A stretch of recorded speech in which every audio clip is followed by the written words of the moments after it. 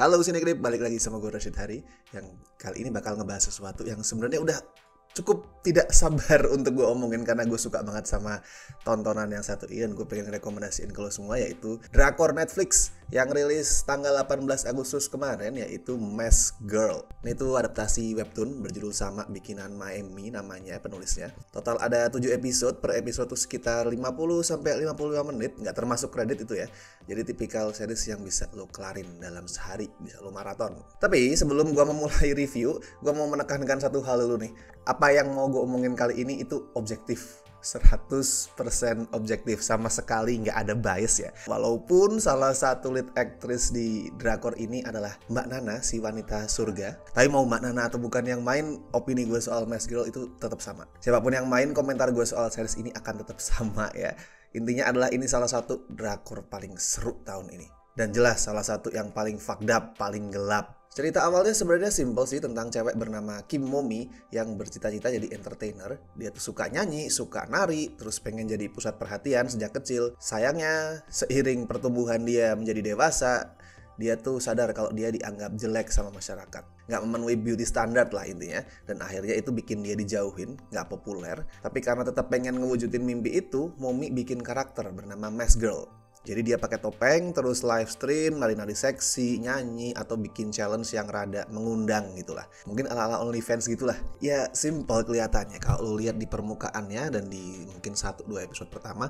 Mask Girl ini kayak satu lagi kritik sosial tentang beauty standard, tentang toxic masculinity.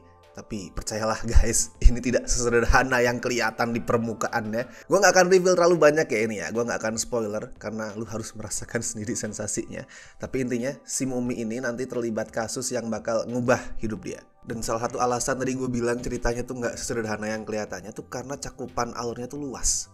Nggak cuman kehidupan Momi di fase sekarang, tapi di 3 fase. Yang pertama, Momi sebagai cewek muda yang belum operasi plastik. Terus yang kedua adalah setelah dia operasi plastik tapi masih muda juga. Dan yang ketiga adalah pas dia dewasa, sekitar umur 50 lah dewasanya tuh. Dan ya, Momi ini akhirnya operasi plastik ya, karena dianggap jelek akhirnya dia operasi plastik. Dan yang meranin Momi setelah operasi plastik adalah siapa lagi kalau bukan Mbak Nana, idola kita bersama. Tapi itu baru muncul sekitar pertengahan episode 3 sih seingat gue. Mungkin di tengah-tengah lah. Jadi kalau misalkan lu adalah penggemar dia atau nonton series ini untuk ngeliat Mbak Nana, harap bersabar guys. Kalau lu nonton 2 episode pertamanya lu ngerasa ini mana orangnya tuh, lu sabar.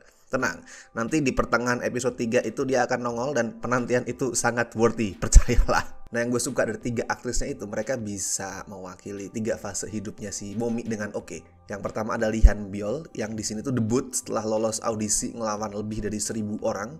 Dia tuh menghidupkan Momi yang lebih pure, yang lebih clueless, yang polos. Sedangkan Mbak Nana tuh jadi Momi yang lebih kuat, lebih kasar, atau gampangnya lebih psycho lah, karena dia tuh udah ditempa sama busuknya dunia. Dan terakhir ada Go Hyun Jung. Dia adalah Momi yang lebih dewasa, yang umur 50-an tadi.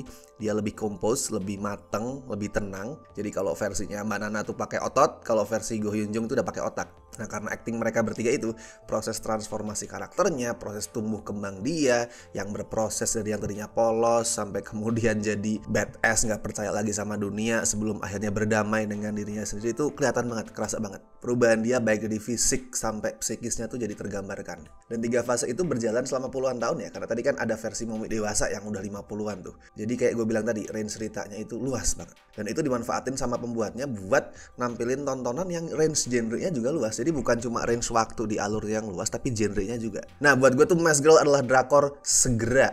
Semua genre ada, ini dicampur-campur jadi satu tuh. Dari awalnya tuh satir yang gelap, agak satir komedi gitu, terus kemudian berubah jadi revenge thriller, terus berubah lagi jadi prison drama, sampai ada coming of age juga di situ. Tapi mixingnya tuh nggak maksa. Jadi bukan kayak campur aduk yang kacau, kayak gado-gado yang nggak jelas tuh nggak. Tapi ini smooth mixingnya. Soalnya si pembuat itu nggak asal nyampur-nyampur genre, tapi tiap genre itu emang cocok buat mewakili tiap fase hidup karakternya. Dan prosesnya tuh emang seru banget. Alurnya tuh rame, banyak misteri, tapi susunannya rapi. Dan banyak twist juga di sini. Jadi buat para penggemar twist itu lu pasti bakal suka. Tapi diungkapnya tuh pelan-pelan, satu demi satu, dengan timing yang juga pas. Jadinya tuh nggak ada kesan ini loh, wah twist lagi kan biasanya kayak gitu ya. Apalagi drakor, thriller, misteri itu kadang penyakitnya kayak gitu tuh. kalau udah nongol twist sekali terus kayak twist sampai kadang ngerasa curang atau maksa. Nah ini enggak, ini twistnya emang ada beberapa tapi timingnya tuh pas. Pokoknya lu di sini bakal ngeliat beratnya hidup si karakter utama, atau sebenarnya hidup cewek secara general sih yang coba digambarin di sini. Gimana beratnya hidup mereka di dunia yang kacau, dunia yang dikuasai sama toxic masculinity, dunia yang diatur sama sistem yang korup. Tapi menariknya tuh gini, perspektifnya drama ini tuh seimbang, balance. Jadi pas dia lagi ngasih kritik ke masculinity, ya memang yang dia liatin adalah gimana cowok-cowok itu memanfaatkan cewek dalam banyak hal, demi nafsu lah, demi duit, demi ketenaran. Dan di situ dikasih lihat kalau pelakunya itu bisa siapa aja, dari cowok yang ngefans sama si cewek, atau teman kantor, teman sekolah, atau bahkan orang asing yang lu belum pernah ketemu, yang baru ketemu atau random ketemu di jalanan. Pokoknya adalah ancaman buat cewek yang bersumber dari kebrengsekan para cowok itu bisa datang dari mana aja. Jadinya wajar di saat di hati cewek itu tumbuh rasa insecure atau trust issue ke cowok, itu wajar di sini. Kalau kita ngelihat apa yang terjadi di sini itu wajar banget. Dan memang apa yang digambarin tuh real buat gue.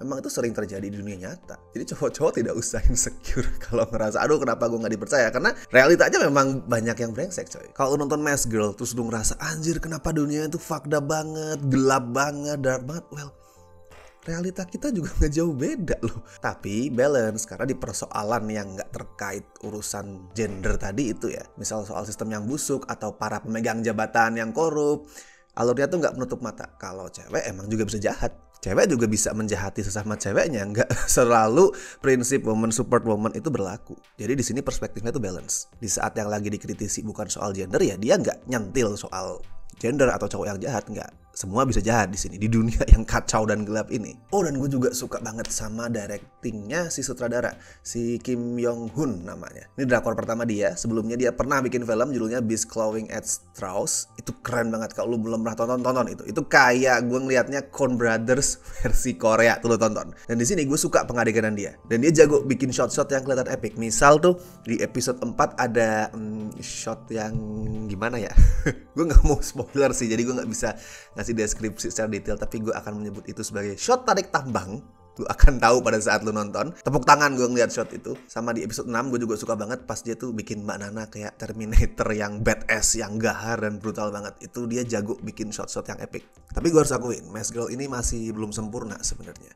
Salah satu yang agak gue sayangkan adalah finalnya, klimaksnya, episode terakhirnya. Itu setelah 6 episode pertama yang bener-bener kreatif, yang keren, tuh episode finalnya agak formulaik lah, kayak klise. Dan konklusinya juga bikin pesan soal nature versus nurture yang sempat diangkat tuh agak ambigu tuh. Kayak kurang tegas ngasih statement gitu. Sebenarnya menurut si naskah, si penulis, apakah individu tuh ditentukan secara genetik dari lahir alias nature, atau dia dibentuk sama faktor eksternal yang bisa dia atur, bisa dia ubah seiring pertambahannya waktu. Tuh berasa ambigu, kayak sebenarnya ini yang mau lu tekanin yang mana, tuh sempat gue ngerasa gitu di ending. Tapi overall pokoknya ini drama seru banget, unexpected banget dan kreatif. Kalau skor 8,5 dari 10 lah. Gue berani kasih skor setinggi itu. Dan sekali lagi ini tidak bias ya kawan-kawan. Bukan karena ada Mbak Nana. Karena sebenarnya kalau ngomongin kuantitas ya, seberapa sering dia nongol nggak banyak-banyak amat. Pertama nongol tuh dari pertengahan episode 3. Dan terakhir nongol tuh seingat gue episode 6 pertengahan lah. Berarti nggak sampai 4 episode full gitu dia nongol. Dari total 7 episode. Ya ini adalah salah satu drakor paling seru tahun ini. Gue bahkan akan bilang ini drakor paling seru tahun ini. Sebelum akhirnya gue nonton Moving yang anjing 7 episode pertamanya keren banget. Itu mungkin nanti akan gue bahas juga ya. X-Men dengan kearifan Korea itu, tapi nanti. Nah yang sekarang kalau misalkan lu punya nih opini lu sendiri soal Mask Girl, mungkin sama gue atau mungkin berlawanan, silahkan tulisin itu di kolom komentar. Dan seperti biasa gue ingetin jangan lupa like video ini, subscribe Cineklip, dan misalkan pengen ngebantu kami dengan kasih donasi seikhlasnya, as always bisa klik tombol super thanks di bawah. Oke, so gue Rashid Hari, sampai ketemu di review-review berikutnya.